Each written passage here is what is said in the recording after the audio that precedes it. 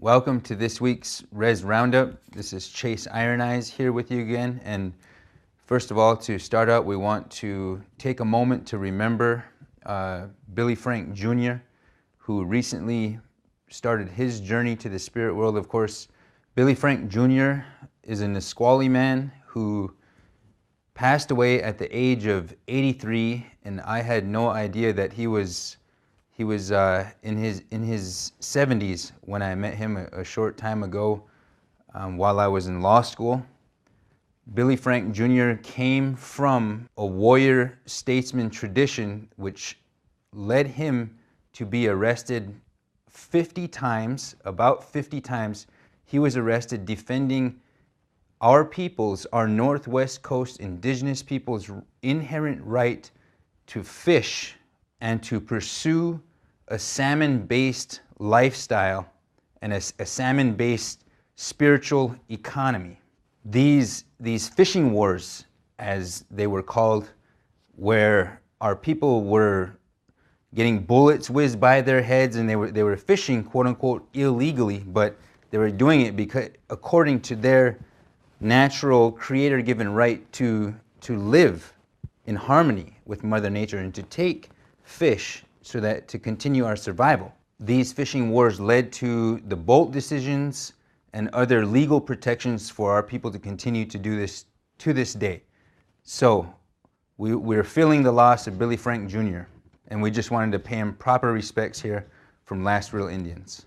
My next update has to do with a good friend of mine and a mentor and an advisor and kind of an Indian uncle by association. His name is Danny Sheehan. He's the lead attorney for the Lakota People's Law Project, and he also recently released a book called The People's Advocate.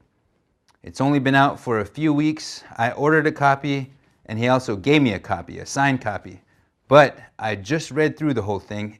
Danny is now active in our fight to reclaim our children from being stolen by the state of South Dakota's Department of Social Services. You can find out all about that on lakotalaw.org. But before Danny started that project, he litigated from inside. He litigated the Pentagon Papers case, which blew the lid off of the illegal Vietnam War, the illegal private corporation CIA-backed and funded war in Vietnam, where we lost tens of thousands of Americans.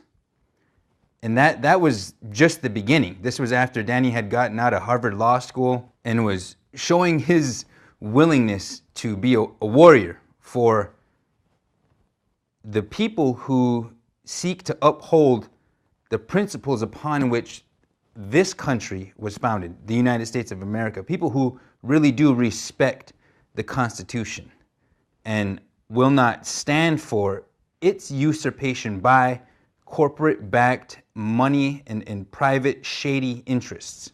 Danny also litigated from inside in a too strange to be circumstantial string of events that led to his involvement in blowing the lid off of the Iran-Contra scandal, where Ollie North and President Bush were selling, and the CIA and all the other conspiracy theory mainstays that you hear in the media. They come to light in this book. They are really brought to life. One of the things that Danny says is the only problem with conspiracy theories is that some of them are true. So we were basically selling firearms illegally to Nicaragua and El Salvador death squads back in the 80s. Additionally, Danny and Sarah Nelson, who's the executive director of Lakota People's Law Project, litigated and investigated and brought the whole Karen Silkwood case to fruition. Karen Silkwood was an employee of Kerr-McGee Nuclear Facilities who was killed. She was murdered in cold blood because she was about to expose the fact that private interests backed by certain intelligence people were taking bomb-grade plutonium, skimming it off the top of this facility and selling it to places that we don't want to have nuclear capabilities. Anyway, in short, I just wanted to mention his book because it's 600 pages long and it took me 2 days to read it. Now, I'm a slow reader. I don't read fast at all. So for me to say that is a huge testament to the book's quality. If there's any, this is the type of gift that keeps on giving type of thing. So I want to recommend this book to you. All the millions in viewership again, and the 10 people on the Rez.